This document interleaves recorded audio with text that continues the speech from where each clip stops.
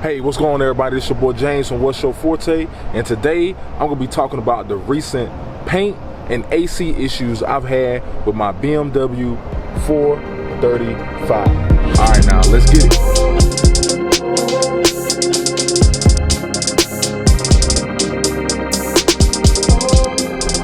All right, so we'll first start about the AC issues that I had with my car. So the AC issues first started when I went up to Keys Motorsports, rolled up to the show with Thick F30, Dad F30, and the crew. When I rolled up there, and we drove from Charlotte to Jersey.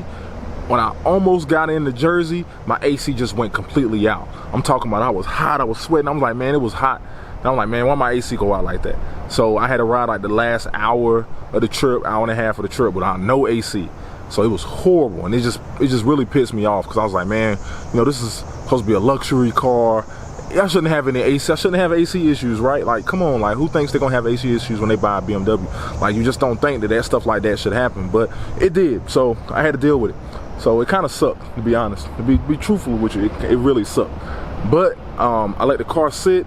I had bought like some refrigerant or the recharge system you can get, and I didn't have to use it. I just let the car sit, and then the car just kind of like it just kind of cooled down, and then it worked again. The AC started working again. But I did notice after that it did take a while for the AC in my car to get really cool. Like, it was like take a good 3, 4, 5 minutes for the AC to really start pushing out cool. So I was like, something's not quite right about that. So after the AC was taking a long time to really get cold in my car, I went on the forums, looked to see if anybody else was having those issues, and I did see some other people were having those same issues. So I was like, man, I'm gonna have to break it down and take it to the dealer. So that's what I did. So I took it to BMW Hendrick off Independence here in Charlotte. They really took care of me. They gave me a loaner.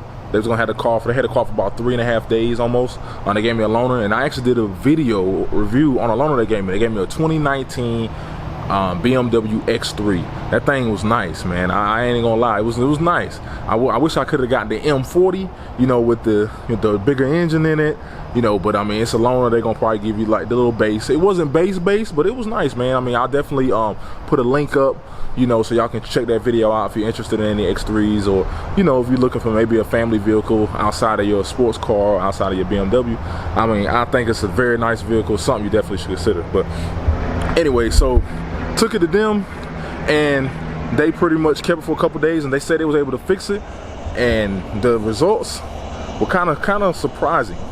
All right, so like I stated, the results were pretty crazy. So just for the AC part, I'm reading off a little sheet here that they gave me, because I don't really know how to explain some of the stuff they said they had to do, but I'm gonna try my best, right? So I told them about the issues that I had, that the AC was taking a very long time to get cold, and then it actually stopped working on me when I went up to the trip. So they actually stated they had one of their techs look at it, and the tech was stating that they had to hook it up to see what kind of codes and stuff was going on. I didn't see any codes, but they said they got their own little process they had to go through, and they basically stated that some of the programming on the evaporator was not correct, and basically I'm gonna read off exactly what it says here. Vehicle was programmed for the conversion, activate, raising evaporator minimum temperature.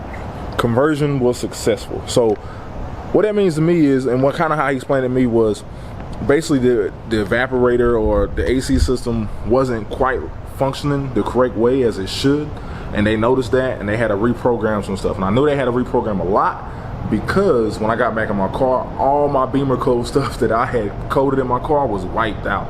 Like everything, like you could basically tell they just kind of reflashed the stuff in there. So when they had to do the reconversion of the evaporator system. But I can say, since they've done that, initially at first the AC wasn't really working that well. I was like, man, what's going on? Why is it? That day it was like 97 degrees. It took a while for the car to get really cool. But here the last couple days, it's been, you know, kind of mild, to say the least, and the AC's been blowing pretty cold. So I'm guessing that worked out.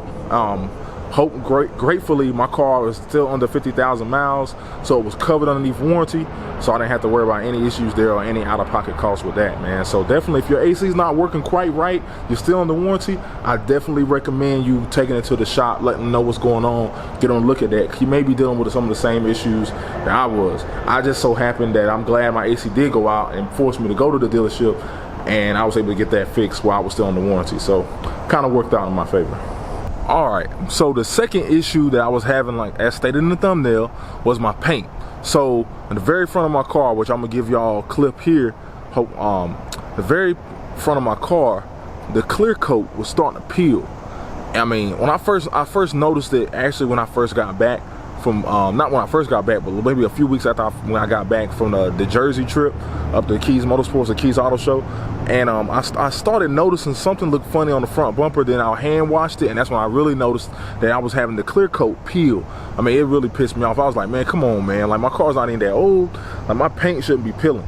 So, took it to the shop. So, I mean, I had BMW look at it when they was looking at the AC unit. I also mentioned that to them. Was like, hey, man, look, my paint's peeling. Like, I'm pretty sure this should be covered. Like, this is a little ridiculous. You know, that shouldn't be happening. This is BMW. Like, I really don't think the paint should be peeling. The car only got like 45,000 miles on it. So they looked at it, and they basically came back and told me that they can't cover it because they believe the front end of my car was already painted or touched up before, so they cannot guarantee the work. So I'm gonna show you how they said they checked it from, and I'm gonna let y'all, and y'all can see and kind of let me know what y'all think about it. All right, so engine bay. So they stated that they believe, like I told you, that they believe that the car was already painted before. So what they said was, hopefully the camera can really pick this up. You can kind of see right here, the paint right here. They were saying that, look, it's glossy. It has like a glossy type finish to it, which is the way it's supposed to come from BMW. And then they stated over here, it looks like, see how the paint is not as glossy. I don't know. Hopefully the camera can kind of pick that up, but it's more matte finished over here. So more matte finish. Then he was saying, like, look at this screw right here. It looks like it's been moved, like it's been shifted over a little bit.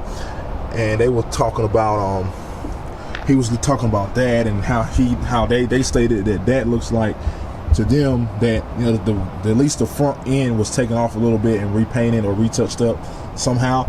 And then he was talking about the paint right here, like didn't look like original OEM BMW finish.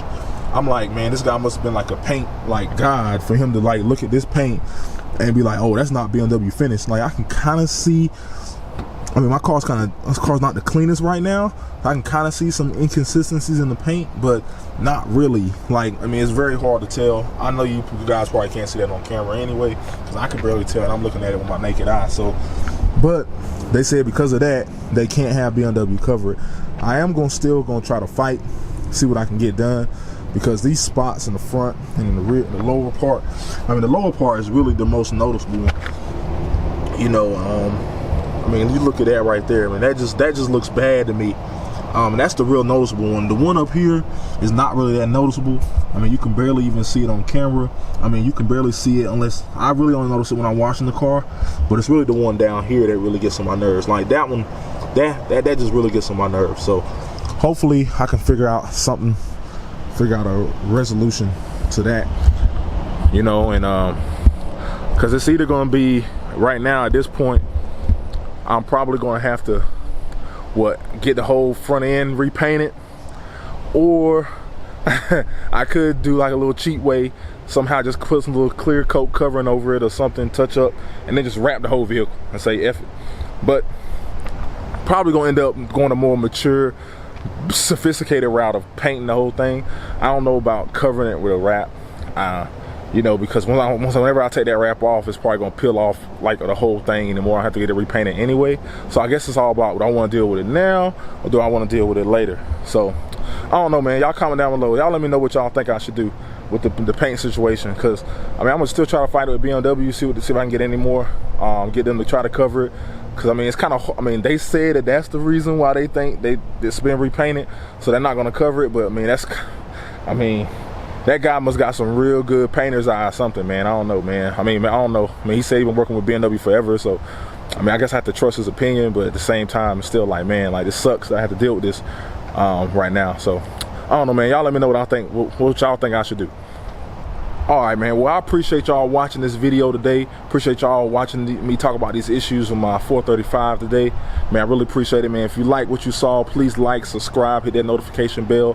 Follow me on Instagram _what's your forte. Help me get the 300 followers. Trying to get the 300 subscribers too. Seems like my Instagram's followers are following my YouTube subscribers. So I really appreciate everyone supporting me throughout this journey, man. And if you made it this far, I got a little treat. Stay tuned, a little bit piece after this. Was out this weekend with the fellas, got a couple clips, got a couple video shots, you know, so y'all can enjoy that, man. But I'll holler at y'all later, man. Peace.